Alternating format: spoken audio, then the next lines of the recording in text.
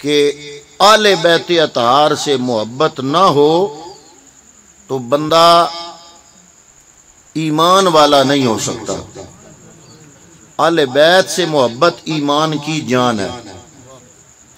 نبی کی آل بیت سے محبت کیا ہے؟ ایمان کی جان۔ یہ میں جو بات کر رہا ہوں اپنی طرف سے نہیں کر رہا، حضور نبی کریم صلی اللہ علیہ وسلم نے خود یہ ارشادات فرمائے۔ دو جہاں کے تاجدار، 1.25 لاکھ نبیوں کے سردار، جب امام حسین اور امام حسن دونوں کو گود میں بٹھائیں اور جبریل آئے اور پوچھے کہ یا رسول اللہ، اللہ پوچھ رہا ہے کہ آپ کو ان سے پیار ہے۔ اب حضور نے ہاتھ اٹھائے اور دعا فرمائی اللہ کی بارگاہ میں، اور ہمارے لیے بھی دعا کی۔ جب ہاتھ اٹھائے تو بتا بھی دیا اور ہمارے لیے دعا بھی فرما دی۔ جب پوچھا گیا، جبریل امی حاضر خدمت ہوئے، عرض کیا یا رسول اللہ، رب العالمین فرما رہا ہے آپ کی گود میں ایک طرف تو حسن ہے، ایک طرف حسین ہے، کبھی اس کو چومتے ہیں کبھی اس کو چومتے ہیں۔ اللہ پوچھ رہا ہے کہ اے محبوب، آپ کو بڑا پیار ہے ان سے؟ عرض کیا یا الہ العالمین، میں محمد مصطفیٰ کو ان دونوں شہزادوں سے بڑا پیار ہے، اور ہاتھ اٹھا کے دعا فرمائی۔ اب حضور کے الفاظ میں آپ کی خدمت میں پیش کرنے لگا ہوں۔ حضرات محترم، میرے پیغمبر نے ارشاد فرمایا، اللہم انی احبہما فاحبہما واحب من یحبہما۔ حضرات محترم، ایک جملہ میرے نبی نے بولا، ایک جملہ بولا، اس جملے میں اپنا عقیدہ بھی بیان فرما دیا، اپنی امت کے لیے دعا بھی فرما دی۔ میرے نبی کے لفظ ہیں، بڑے قابل غور ہیں۔ حضرات محترم، اگر توجہ سے بیٹھیں گے تو آپ کو بیٹھنے کا مزہ بھی آئے گا، ثواب بھی ملے گا، کچھ نہ کچھ سمجھ بھی آئے گا۔ اور میری یہ عادت ہے کہ یا تو اللہ کا قرآن پیش کرتا ہوں یا مصطفیٰ کریم کا فرمان پیش کرتا ہوں۔ میں حضور نبی رحمت صلی اللہ تعالی علیہ وسلم، آپ نے جو جملہ ارشاد فرمایا، آپ کا جملہ آپ کی خدمت میں پیش کر رہا ہوں۔ حضور ارشاد فرماتے ہیں، اللہم انی احبہما۔ اب ان لفظوں میں اپنا عقیدہ بتا رہے ہیں مصطفیٰ۔ اب وہ مولوی میں نیٹ پہ روز دیکھتا ہوں جو یزید کے بڑے سٹھے پڑھتے ہیں، اور کبھی کہتے ہیں اچھا تھا، کبھی کہتے ہیں رحمت اللہ علیہ کہو، کبھی کہتے ہیں کہ جناب وہ تو صحیح بادشاہ تھا۔ اور یہ اگلے دن میں نے ایک بزرگ بابا جو کچھ عرصہ پہلے برقع پہن کے اسلام آباد سے مشرف دور میں فرار ہو رہا تھا، مولوی لال مسجد کا خطیب، اس کا خطبہ سنا جمعے پہ خطبہ دے رہا تھا، تو کہہ رہا تھا یزید کو کہو رحمت اللہ علیہ سب سے کہلوایا۔ اب حضرات محترم، میں ان کو آئینہ دکھانا چاہتا ہوں۔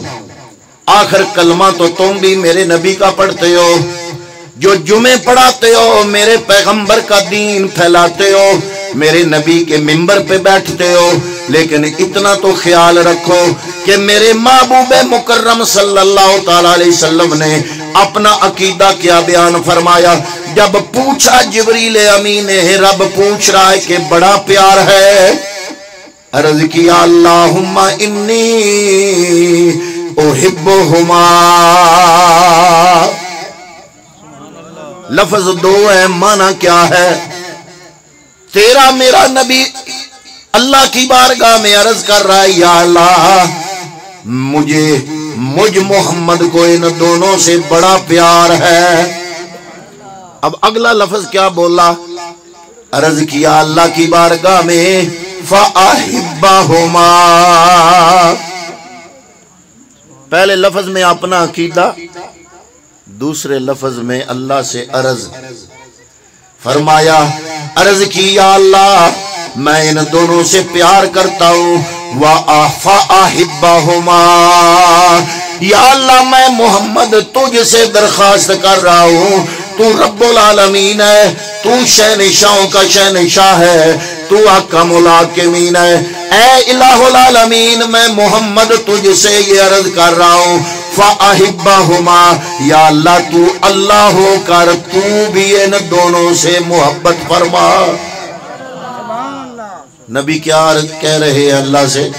یا الہ العالمین میں محمد بھی ان دونوں سے پیار کرتا ہوں، اور یا اللہ تجھ سے عرض کر رہا ہوں، یا اللہ فَأَحِبَّهُمَا، یا اللہ تو بھی ان دونوں سے پیار فرما۔ اب اگلے لفظ جو ہے اس میں آپ کے لیے اور میرے لیے نبی نے دعا فرمائی اور عرض کیا، یا اللہ وَأَحِبَّ مَن يُحِبُّهُمَا، یا اللہ جو بھی حسن حسین سے پیار کرے میں محمد تجھ سے یہ عرض کر رہا ہوں، تو اللہ بھی اس سے پیار فرما۔ پتہ چلا کہ اگر آپ چاہتے ہو کہ اللہ آپ سے پیار کرے، اللہ آپ سے محبت کرے، تو طریقہ کیا ہے کہ حسین سے پیار کرو۔ طریقہ کیا ہے کہ حسین سے پیار کرو۔ حضور کا یہ جملہ چند الفاظ ہیں، سارا کچھ مصطفیٰ نے بیان کر دیا۔ یا اللہ میں بھی ان دونوں سے پیار کرتا ہوں، تجھ سے عرض کرتا ہوں تو رب ہو کے پیار کر، اور یا اللہ دعا بھی کرتا ہوں میرا جو امتی ان سے پیار کرے، میں محمد عرض کر رہا ہوں تو رب ہو کے میرے اس امتی سے پیار فرما۔ نتیجہ کیا نکلا؟ اگر رب کا پیار بندہ چاہتا ہے تو طریقہ یہ ہے کہ حسین سے پیار کر لے۔ جب حسین سے پیار کرے گا تو اللہ رب العالمین حضور کی دعا سے خود اس بندے سے پیار فرمائے گا۔ تو حضرات محترم، میرے پیغمبر کو اپنے شہزادوں سے کتنا پیار تھا؟ اتنا پیار تھا کہ وہ خطیب جو خطیب الانبیاء ہے، انبیاء کا امام ہے، وہ خطبہ دے رہا ہے اور حسین دوڑ کے آ رہے ہیں۔ مسجد نبوی کے ناہموار حسین میں ننھا سا شہزادہ حسین، چھوٹی عمر، ناہموار حسین میں لڑکھڑایا اور گرا۔ جب حسین، بچے گرتے رہتے ہیں، جب دوڑنے کی وجہ سے مسجد نبوی کا ناہموار حسین برابر نہیں تھا، چوٹ لگی اور گرے، نبیوں کے امام نے خطبہ چھوڑا، ممبر سے اترے، دوڑ کے حسین کو پکڑ کے ممبر پہ لائے، خود حضور ممبر پہ بیٹھے اور حسین کو اپنی گود میں بٹھا لیا۔ تو جو مصطفیٰ حسین کے لیے خطبہ چھوڑ دے، آپ نے علماء سے سنا ہے کہ مصطفیٰ کریم سجدے میں گئے، حسین گھر میں زہرا کے پاس ضد کر رہے ہیں کہ میں نے جانا ہے نانا کے پاس، تو انہوں نے روکا ہوا ہے کہ بیٹا وہ نماز پڑھنے گئے ہیں، پڑھ کے ابھی آ جائیں گے۔ لیکن امام علی مقام حضرت زہرا گھر کے کسی کام میں مصروف ہوئی تو وہ گھر سے نکلے اور مسجد میں آ گئے۔ آگے دیکھا تو مصطفیٰ کریم جماعت کرا رہے ہیں، پیچھے صحابہ کرام ہے، حسین ابھی بچہ ہے۔ دوڑتے ہوئے آئے، جب مصطفیٰ کریم نبیوں کے امام سجدے میں گئے، حسین مصطفیٰ کی پشت انور پہ سوار ہو گیا۔ اب چاہیے تو یہ تھا کہ حضور کی نماز ٹوٹ جاتی، آپ ضرورت سے زائد سجدہ لمبا کریں کسی ایسے عمل کی وجہ سے جس کا تعلق نماز سے نہ ہو،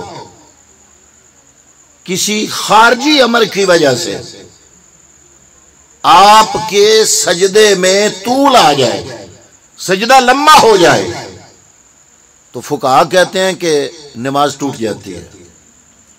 میں نماز پڑھ رہا ہوں، باہر کے کسی بندے کی وجہ سے میں قیام لمبا کر دوں، باہر کے کسی بندے کی وجہ سے میرا رکوع لمبا ہو جائے، میرا سجدہ لمبا ہو جائے، باہر کے کسی بندے کی وجہ سے۔ ایک ہے کہ میں نماز میں ڈوب کر بار بار سبحان ربی الاعلی پڑھتا رہوں، وہ الگ بات ہے، لیکن باہر کی خارجی کسی امر کی وجہ سے اگر میرا سجدہ ہو جائے لمبا تو فقہا فرماتے ہیں کہ نماز نہیں رہتی، ٹوٹ جاتی ہے۔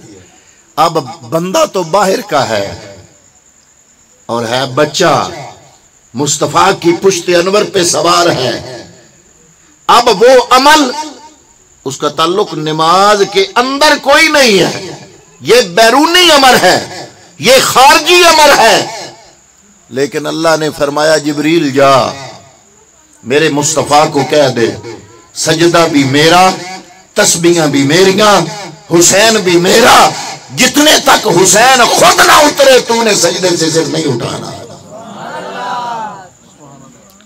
مصطفیٰ کریم 3 مرتبہ پڑھا سبحان ربی الاعلی، 5 7 9 11 13 15 17 19 21 23 پڑھتے جا رہے ہیں اور حسین پشت انور پہ موجود ہے، حتیٰ کہ 72 مرتبہ پڑھا سبحان ربی الاعلی۔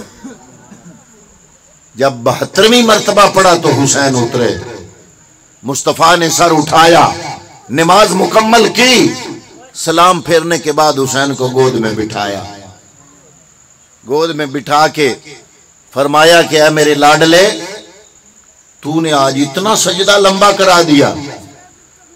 نانا جی کتنا لمبا ہوا؟ فرمایا 72 تسبیحیں پڑھی۔ نانا جان 72 تسبیحوں کے بدلے 72 تن کٹا کے دین بچاؤں گا۔ آج آپ نے میرا سجدہ، میرا پشت انور پہ قیام کی وجہ سے اپنا سجدہ لمبا کیا، کل میں سجدے پہ سر رکھوں گا اٹھائے گا کوئی اور ہی، میں نہیں اٹھاؤں گا۔ حسین کا سجدہ آج بھی جاری ہے، کیوں؟ سجدے میں سر جاتے ہوئے تو دیکھا گیا، لیکن حسین نے سجدے سے سر نہیں اٹھایا، اٹھانے کے لیے کاٹ کے ہی اٹھانا پڑا۔ تو وہ تھا حسین کا مقام ناز۔ ہر بندے کی زندگی میں 2 چیزیں ہوتی ہیں، ایک ہوتا ہے بچپن کا ناز، ماں باپ ناز کرتے ہیں، بھائی ناز کرتے ہیں، ناز اٹھاتے ہیں، اپنی پھوپھیاں ماسیاں خالائیں اپنے رشتہ دار بچے کے ناز اٹھاتے ہیں۔ ایک ہے ناز اٹھانا، ایک ہے اس کی نیاز دینا۔ امام علی مقام کا جہاں مقام ناز ہے، اتنا مقام ناز بلند کسی کا نہیں، اور جب اس ناز کی نیاز دینے کی باری آئی تو امام علی مقام نے وہ نیاز، بچپن کے ہر ناز کی نیاز، میدان کرب و بلا میں اپنی ذات سے پیش فرما دی۔ میں نے جو آیا مبارکہ آپ کے سامنے تلاوت کی ہے، یہ آیت بڑی سمجھنے والی ہے۔ اللہ نے فرمایا کہ کل ان کان آباؤکم و ابناؤکم و اخوانکم و ازواجکم و عشیرتکم و اموال اقترفتموها و تجارت تخشون کسادها و مساکن ترضونها۔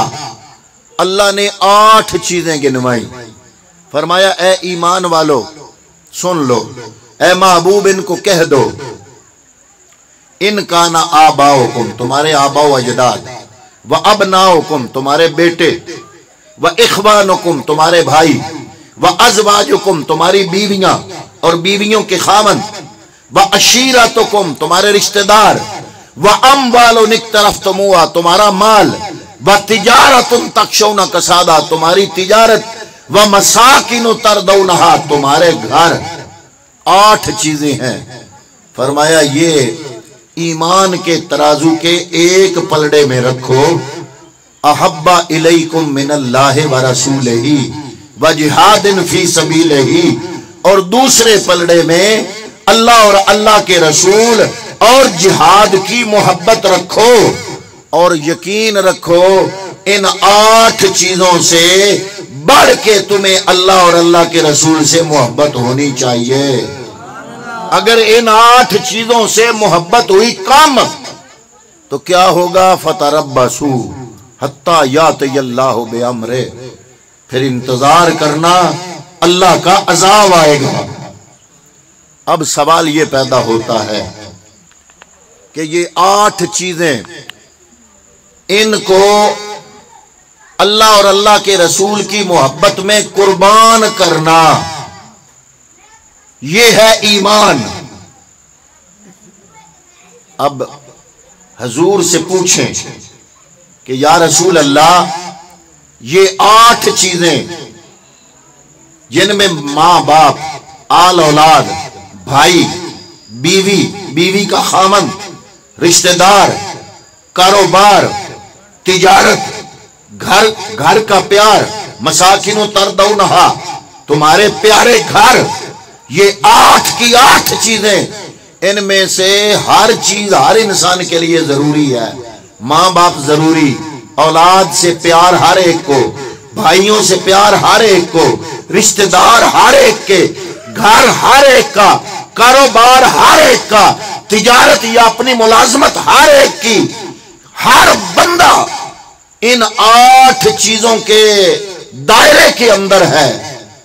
तो ये 8 चीजें सारी की सारी, इन सब से प्यार ज्यादा अल्लाह और अल्लाह के रसूल से होगा तो ईमान वाले बनोगे। या रसूल अल्लाह, इस पे अमली मिसाल किसी ने पेश की। फरमाया मेरे जितने सहाबा हैं उन सब ने इन 8 चीजों को अल्लाह की बारगाह में कई मर्तबा कुर्बान करके दिखा दिया। अब जब हजूर मक्के से हिजरत करके मदीने आए ना, और मक्के वाले जो मक्के में मुसलमान चंद एक थे उनको तंग करते थे, मारते थे, तो जब उन्होंने देखा कि ये मदीने चले गए तो उन्होंने आपस में प्रोग्राम बनाया तो ये मदीने में तो आराम से जिंदगी गुजार रहे हैं, इनको वहां भी चैन से ना बैठने दो, वहां जाके जंग करो। तो जो पहली जंग हुई इस्लाम और कुफ्र की, उसका नाम है जंगे बदर। क्या नाम है? मैं ये कहता हूं कि अगर जंगे बदर में कामयाबी ना होती तो आज इस्लाम ना होता। हुजूर ने भी ये दुआ की थी जब 313 सहाबा लेकर मैदान जंग में आए ना, मैदान बदर में, तो अल्लाह से दुआ की, या अल्लाह ये छोटा सा गिरोह अगर आज ये शिकस्त खा गया तो रूए जमीन पे तेरा नाम लेने वाला कोई नहीं होगा। मैं बात बड़ी दूर की आपको समझाना चाहता हूं और मैं चाहता हूं कि यहां से कुछ लेके जाएं। मैं ये कह रहा हूं, एक दफा फिर सुनो, कि अगर बदर की जंग कामयाबी ना होती, बदर की जंग में कामयाबी, बोलिए बोलिए, यहां पर चूंकि समझने वाली बात है मैं बुलाऊंगा, बदर के मैदान में अगर कामयाबी ना होती तो इस्लाम उस वक्त का खत्म हो जाता। तेरे मेरे नबी ने दुआ की थी कि या अल्लाह, ये जो छोटा सा गिरोह 313 बंदे मुट्ठी भर نوجوان لے کر میں بدر کے میدان میں نکلا ہوں، اگر یہ شکست کھا گئے تو تیرے میرے نبی کا آواز تھا، یا اللہ تیرا نام لینے والا، بولیے بولیے، تیرا نام لینے والا کوئی نہیں ہوگا۔ پتہ چلا ان لوگوں نے پھر اپنی جانیں ہتھیلی پہ رکھ کے لڑائی لڑی۔ یہ پہلی لڑائی تھی اسلام اور کفر کی۔ اگر یہ لڑائی صحابہ نہ لڑتے تو اسلام پروان ہی نہ چڑھتا۔ اسلام بچانے والا حسین ہے، اسلام کو پروان چڑھانے والے صحابہ ہے۔ اسلام ہم بھی کہتے ہیں حسین نے اسلام بچایا، لیکن آپ سوچو کہ اگر وہ اسلام پروان ہی نہ چڑھتا، وہ اسلام جوان ہی نہ ہوتا، وہ اسلام مکے میں ہی ختم ہو جاتا، اگر بدر میں یہ لوگ نہ نکلتے، جانیں قربان نہ کرتے، تو اسلام کبھی بھی بچتا۔